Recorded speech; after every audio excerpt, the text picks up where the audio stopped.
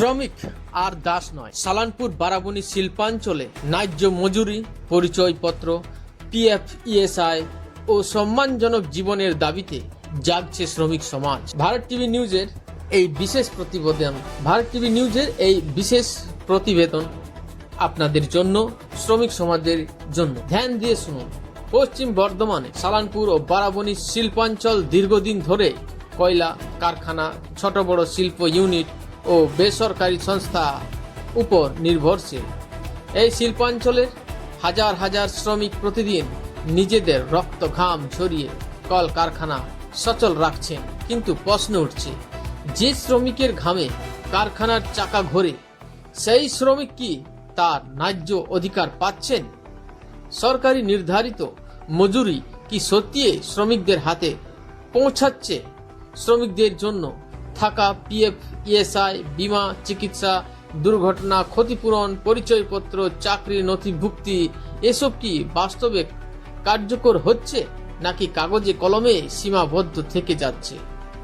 বর্তমানে শিল্পাঞ্চলের বহু শ্রমিকের অভিযোগ, তারা প্রতিদিন 8 ঘন্টার পরিবর্তে 10 থেকে 12 ঘন্টা পর্যন্ত কাজ করছেন, অথচ অতিরিক্ত সময়ের উপযুক্ত পারিশ্রমিক অনেক ক্ষেত্রে দেওয়া হয় না।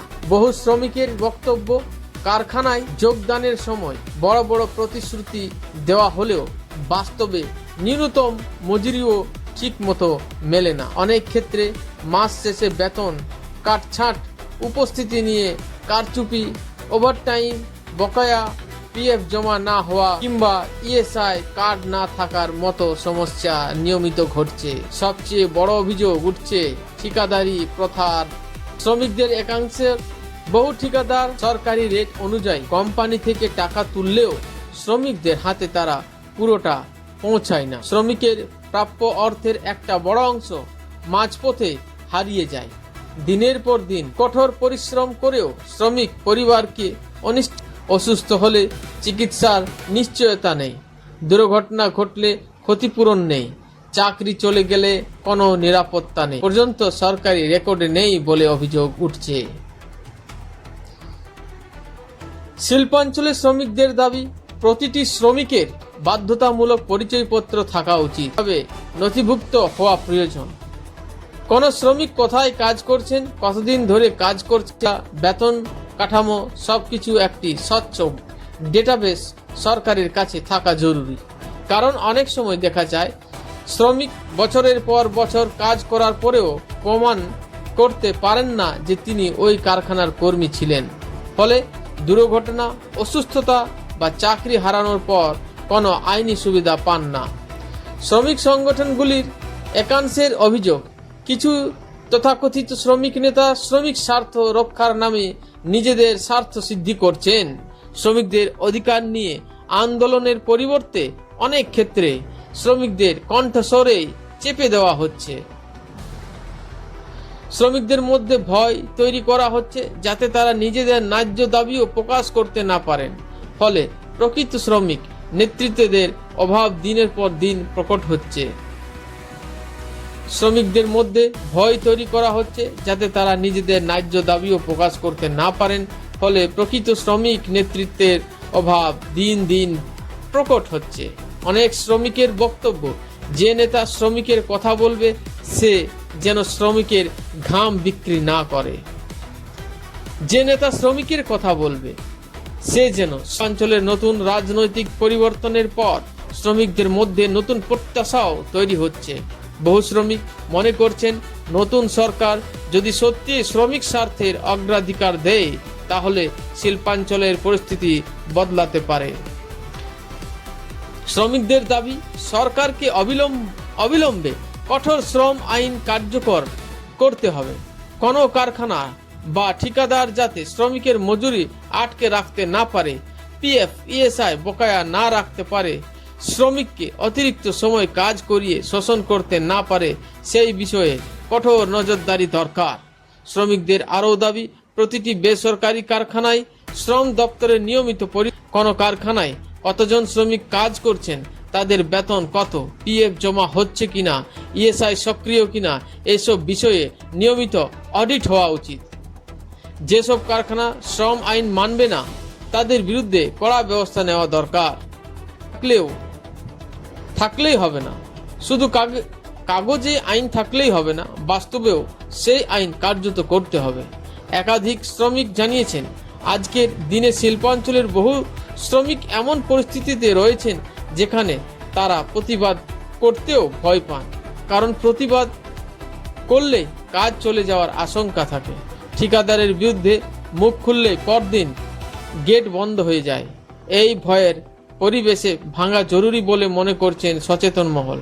শ্রমিকদের মতে কাজ চাই, কিন্তু দাসত্ব নয়, সম্মানের সঙ্গে বাঁচার অধিকার চাই। কারখানাগুলির ক্ষেত্রেও একাধিক প্রশ্ন উঠছে। একটি কারখানা চালানোর জন্য যে নিরাপত্তা ব্যবস্থা, স্বাস্থ্যবিধি, শ্রমিক সুরক্ষা আইন আর অগ্নি নির্বাপন ব্যবস্থা, বীমা ও জরুরি চিকিৎসা ব্যবস্থা থাকা দরকার, সব কারখানায় কি তা রয়েছে? অনেক শ্রমিকের অভিযোগ, দুর্ঘটনার পর বিষয়টি চেপে যাওয়ার চেষ্টা করা হয়। আহত শ্রমিককে সামান্য সাহায্য দিয়ে বিষয়টি মিটিয়ে দেওয়ার প্রবণতাও বহু ক্ষেত্রে দেখা যায়, অথচ আইন অনুযায়ী শ্রমিকের পূর্ণ ক্ষতিপূরণ পাওয়ার অধিকার রয়েছে। বিশেষজ্ঞদের মতে শিল্প টিকিয়ে রাখতে হলে শ্রমিককে বাঁচাতেই হবে, কারণ শ্রমিক অসন্তুষ্ট হলে কোনো শিল্প দীর্ঘদিন টিকে থাকতে পারে না। শ্রমিকের সম্মান, নিরাপত্তা ও ন্যায্য মজুরি নিশ্চিত না হলে উৎপাদন ব্যবস্থাও দুর্বল হয়ে পড়ে। তাই শিল্প ও শ্রমিক দুপক্ষের মধ্যে স্বচ্ছতা, ন্যায্য বিচার ও আইন সুরক্ষা নিশ্চিত করা এখন সময়ের দাবি।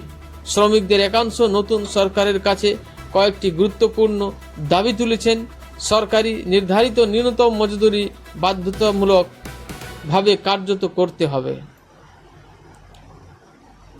8 ঘন্টার বেশি কাজ করালে বৈধ ওভারটাইম দিতে হবে। প্রত্যেক শ্রমিককে বাধ্যতামূলক পরিচয়পত্র দিতে হবে। পিএফ ও ইএসআই জমা না দিলে মালিক ও ঠিকাদারের বিরুদ্ধে কড়া ব্যবস্থা নিতে হবে। সমস্ত শ্রমিকের নাম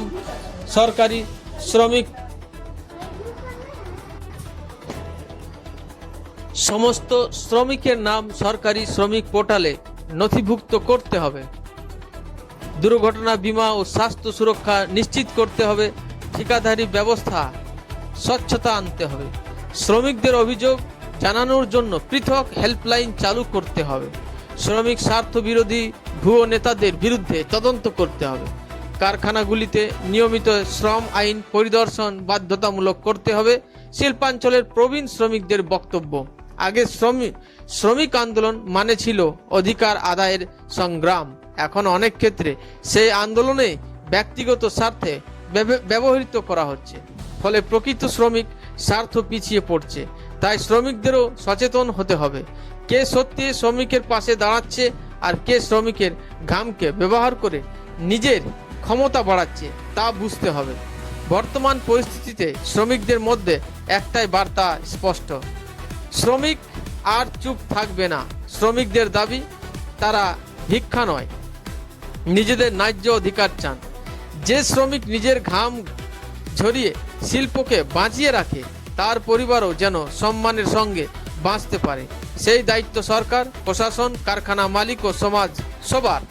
আজ সময় এসছে শিল্পাঞ্চলের নতুন শ্রমনীতি কার্যকর করার, এমন একটি ব্যবস্থা গড়ে তোলা যেখানে কোনো ঠিকাদার শ্রমিকদের টাকা আত্মসাৎ করতে পারবে না, কোনো কারখানা শ্রমিককে পরিচয়হীন করে রাখতে পারবে না, কোনো ভুয়ো নেতা শ্রমিকের কণ্ঠস্বর দমন করতে পারবে না। শ্রমিক যেন নিজের অধিকার নিয়ে মাথা উঁচু করে বলতে পারেন, আমি শ্রমিক, আমি দেশের শিল্পের শক্তি।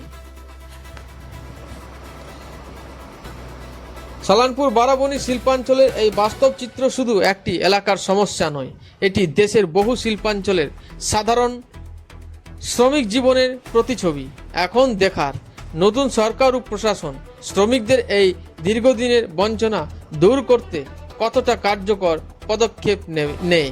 কারণ শিল্পের প্রকৃত উন্নয়ন তখনই সম্ভব যখন শ্রমিকের মুখে হাসি ফুটবে, তার পরিবার নিরাপদ থাকবে এবং শ্রমিক নিজের অধিকার নিয়ে সম্মানের সঙ্গে বাঁচতে পারবে।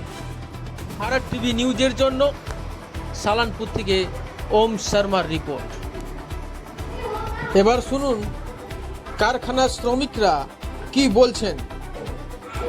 নাম প্রকাশে অনিচ্ছুক অনেক এমন শ্রমিক আছেন যারা ক্যামেরার সামনে কথা বলেন না, কিন্তু তারা নিজের অভাব অভিযোগের কথা বলেন। কিন্তু যারা ক্যামেরার সামনে কথা বলেছেন এমন শ্রমিকদের কথা শুনুন এই ভিডিওতে।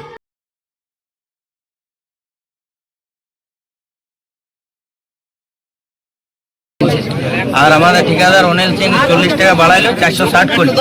আজকে যে আমরা আন্দোলন করেছি সে ঠিকাদার আমাদেরকে ধমকি দিচ্ছে, বলছে সুদের দিকে তো বাড়াইছি, তোরা কিসের জন্য জাম করছিস, তোরা এখনই কাজে যা, আর নাই তো আমি বাড়ি থেকে লোক এনে পরে কাজে ঢুকাবো, তোদের দিকে বার করে দেবো।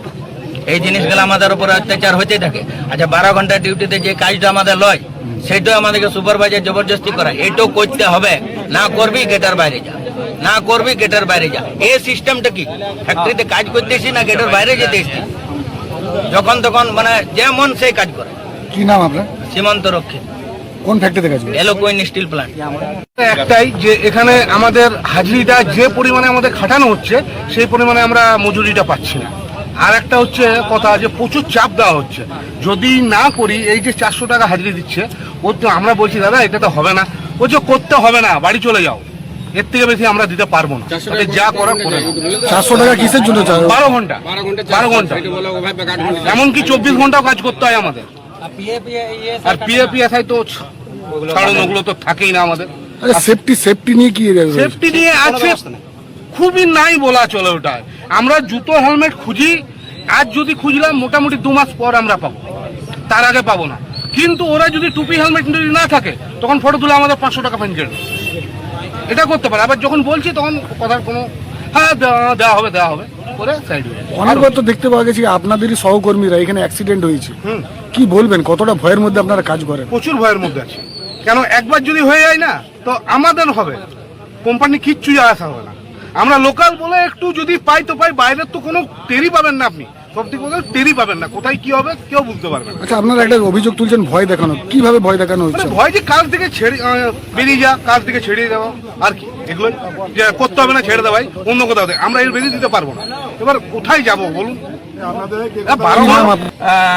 375 টাকা যেটা আনস্কিল্ড ওয়ার্কার, তারপরে সেমি স্কিল্ড আছে, স্কিল্ড আছে, হাইলি স্কিল্ড আছে, সেই ধাপে ধাপে হাজিরিটা বাড়ে।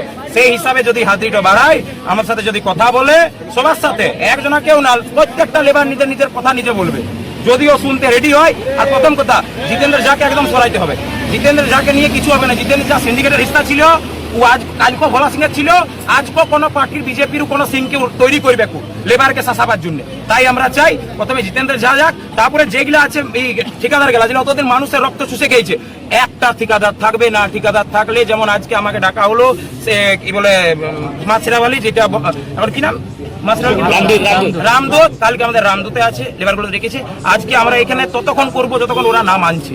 একদম ঝাঁকে সরানো হবে। আমরা কথা দিয়েছিলাম যে আমরা চাই না ঝামেলা, ও আমরা ডাকি নিয়ে নাম্বার নিয়েছিল, ও ডাকছে চামচাগুলো, কেউ ভাবছে অমনি করে চালাবে। সিন্ডিকেট বন্ধ হবে। জিতেন্দ্র ঝা মুর্দাবাদ, জিতেন্দ্র ঝা মুর্দাবাদ, জিতেন্দ্র ঝা মুর্দাবাদ, টিএমসি চামচা।